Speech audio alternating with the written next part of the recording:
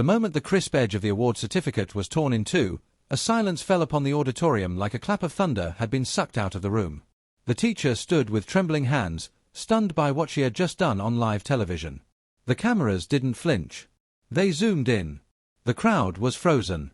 The girl whose name echoed in the mouths of journalists, scholars, influencers, and dreamers across the country just had her award shredded by someone meant to uplift her.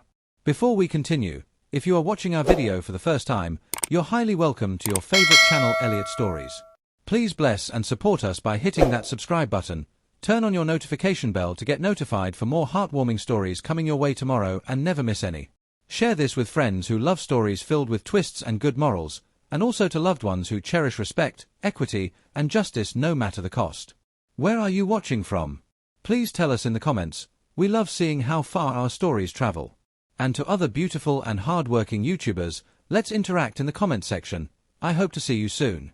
To our unique constant viewers, our high-esteemed subscribers, lovely new viewers and first-time subscribers, thank you for being part of our beautiful journey daily. We see you, and we appreciate you. Her name was Maya Jefferson. Born with a mind that cracked puzzles before most kids could read, Maya was often called a living phenomenon. By the time she was 3, she could recite multiplication tables. At 4, she was reading law journals her father left on the kitchen table. Her father, Captain Derek Jefferson, a retired U.S. Navy veteran, raised Maya with quiet discipline and fierce love. He always said, "It's not enough to be brilliant, you must also be kind, Maya." She listened.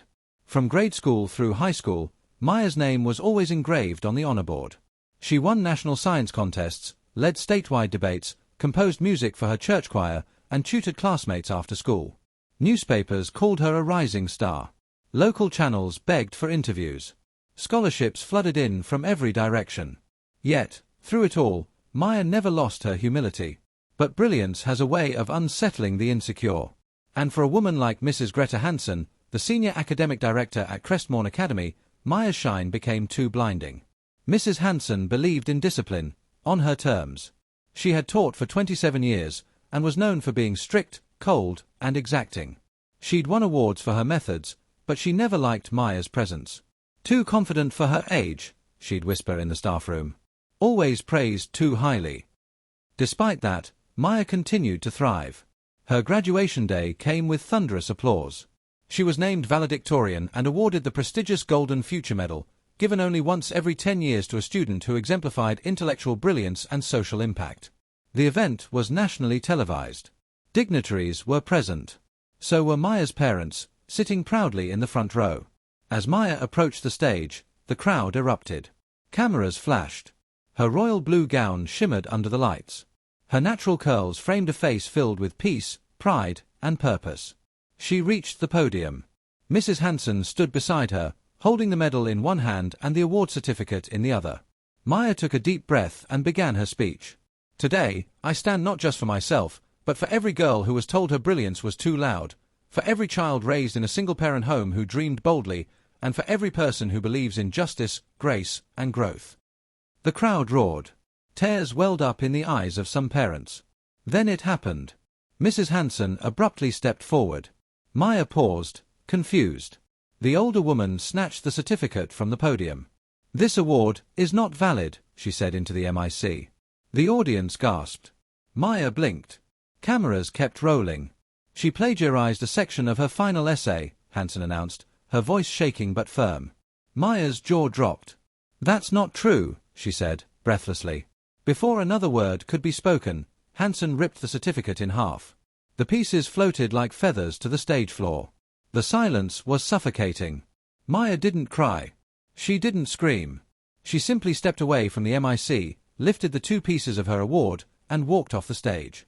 What the audience didn't know was that the accusation had no foundation. Maya's final thesis had already been verified and published in the National Student Ethics Journal.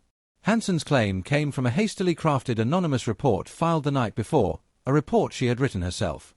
Social media exploded. #Justice for Maya trended within the hour. Journalists called the school for statements. Former students of Hansen came forward with stories of subtle discrimination, bullying, and favoritism. Maya remained silent for 3 days. Her father issued a brief statement: "We are disappointed but not defeated. Truth is consistent." It will find its way. Then, CNN aired a special segment. One of Maya's former teachers, Mr. Carlisle, revealed Hanson's long-standing jealousy. He shared emails where Hanson questioned whether Maya's type should be allowed to represent the school at national competitions. The school board launched an internal investigation. Hanson was placed on immediate suspension. But the damage had been done, both to Maya and to the school's reputation. Just as the country seemed to mourn for Maya, something extraordinary happened. The governor of the state called her personally. "I saw what happened to you, Maya," he said. "It was unacceptable. I want you to speak at the State Youth Summit next month." She accepted. When Maya walked onto that new stage, bigger, grander, filled with thousands, she wore the same royal blue gown. But this time, she carried herself not as a victim, but as a warrior. "3 days ago, I was publicly humiliated," she began. "But today, I stand whole. Because the truth doesn't tremble in the face of lies. And dignity doesn't dissolve under pressure." The applause didn't stop. That night, her speech was replayed across major networks. Universities reaffirmed their scholarships. Harvard, Yale, Princeton, they all issued personal letters of support. Tech giants and non-profit organizations offered internships and grants. Hanson, meanwhile, was formally fired. The board issued a public apology and restored Maya's award posthumously on the school records. They even created a new award in her honor, the Maya Jefferson Resilience Prize, awarded annually to a student who demonstrates brilliance in the face of injustice. But Maya had already moved on. She wasn't interested in revenge or pity. She was focused on her future. She enrolled at MIT, majoring in artificial intelligence and ethics. At 19, she created an AI platform to detect bias in academic grading systems. Her invention won her a $1 million innovation prize. By 21, she had launched her own non-profit, Bright Rise, which offered free mentorship and college prep for students from underserved communities. Her story inspired a film, documentaries, and even a children's book. But through all the accolades, Maya never changed. Every Sunday, she called her father. Every semester, she mentored 3 high school girls. Every award she received, she placed beside the shredded certificate that her father had taped back together and framed. "I keep it," she once said in an interview, "not because I'm bitter, but because it reminds me that injustice can be loud, but truth is louder." The moral of this story is powerful. Genius knows no color. Dignity cannot be destroyed by discrimination. And when systems fail to protect brilliance, society must rise to defend it. No child should be punished for shining too brightly. No educator should be allowed to use personal bias to strip a child of her moment.